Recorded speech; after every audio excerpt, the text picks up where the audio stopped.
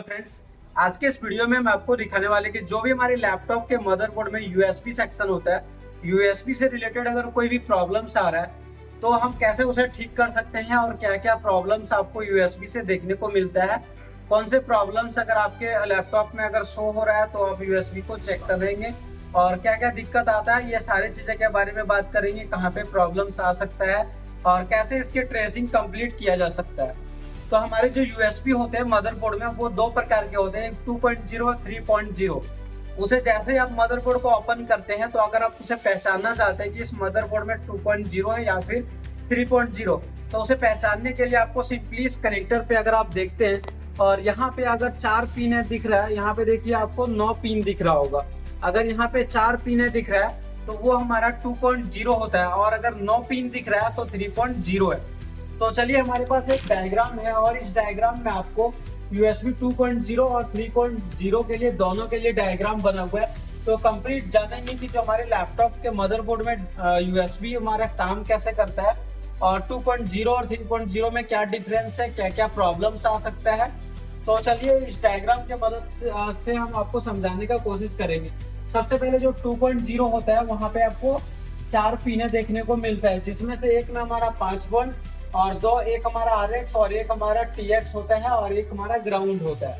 3.0 जो होता है उसमें आपको 9 पिने देखने को मिलेगा, जिसमें से एक हमारा 5 वोल्ट आएगा और एक NC ग्राउंड हो सकता है। बाकी 2 RX और 2 TX आपको देखने को मिलता है और एक या 2 हमारे पिने ग्राउंड होता है। अब क्या क्या प्रॉब्लम्स हमारे यूएसबी से आता है, तो सबसे पहला जो प्रॉब्लम से आता है यूएसबी नॉट वर्किंग।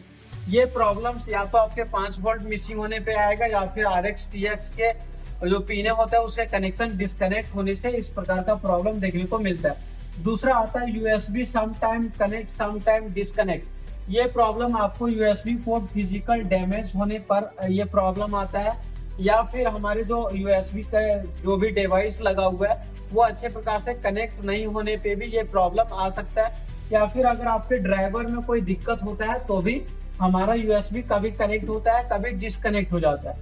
लास्ट के जो प्रॉब्लम आता है यूएसबी नॉट रिकॉग्नाइज्ड। ये प्रॉब्लम जब भी आएगा तो आपका यूएसबी ड्राइवर से ही प्रॉब्लम्स आता है। अगर आप यूएसबी ड्राइवर को अपडेट कर देंगे तो ये प्रॉब्लम आपका सॉल्व हो जाएगा। तो चलिए, अगर यूएसबी नॉट वर्किंग का प्रॉब्लम है, कोई भी काम नहीं हो रहा है यूएसबी में, तो अब उसे कैसे चेक करेंगे। इसके जो हमारे एक पिन होता है उसमें हमारा 5 वोल्ट आता है।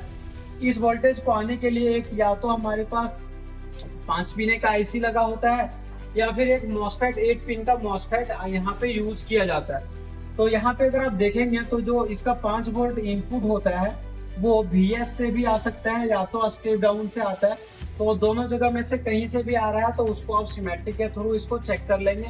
अगर 5 वोल्ट आ रहा है फिर भी यूएसबी नहीं काम कर रहा है तो आपको जो हमारे RX और TX के पिने में जो कॉइल लगा हुआ रहता है, इस कॉइल को आपको चेक करना है, क्योंकि ये कॉइल या तो कॉइल लगा हुआ रहता है या तो यहाँ पे एक रजिस्टर लगा होता है लो वैल्यू का।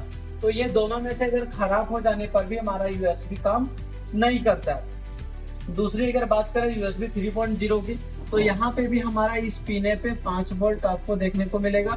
5 वोल्ट आता है, इसे डायरेक्ट VS से भी आ सकता है या तो एक आईसी लगा करके स्टेप डाउन से भी दे दिया जाता है। बाकी इसमें भी हमारे जो RX और TX के पिने होते हैं उसमें एक एक कंपोनेंट इंस्टॉल होता है, या तो कॉइल लगा हुआ रहेगा या तो वहाँ पे रजिस्टर लगा हुआ होता है। ये खराब होने पर भी हमारा यूएसबी काम नहीं करने लगता है। तो काफी इजी तरीके से आप इस यूएसबी को आप रिपेयर कर सकते हैं। बहुत बार ऐसे होता है कि ये आईसी हमारा खराब हो जाता है। अगर ये आईसी खराब हो जाता है तो इसे आप बाईपास कर सकते हैं। इसको बाईपास करने के लिए आप डायरेक्ट इसके जो पिन होता है जिसमें 5 वोल्ट आ रहा है, यहाँ पे आप 5 वोल्ट VS का सप्लाई को दे दीजिए।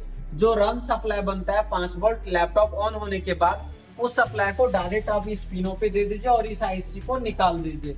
जैसे आप निकाल देंगे तो ये हमारा यूएसबी काम करना चालू हो जाता है। अगर हम यहाँ पे यूएसबी देखने का कोशिश करें तो देखिए हमारे पास यहाँ यूएसबी लगा हुआ है और अगर आप इस साइड में देखेंगे तो देखिए यहाँ पे क्या है, कॉइल लगा हुआ है। तो 2 कॉइल यहाँ पे दिख रहा है और यहाँ पे भी कॉइल दिख रहा है।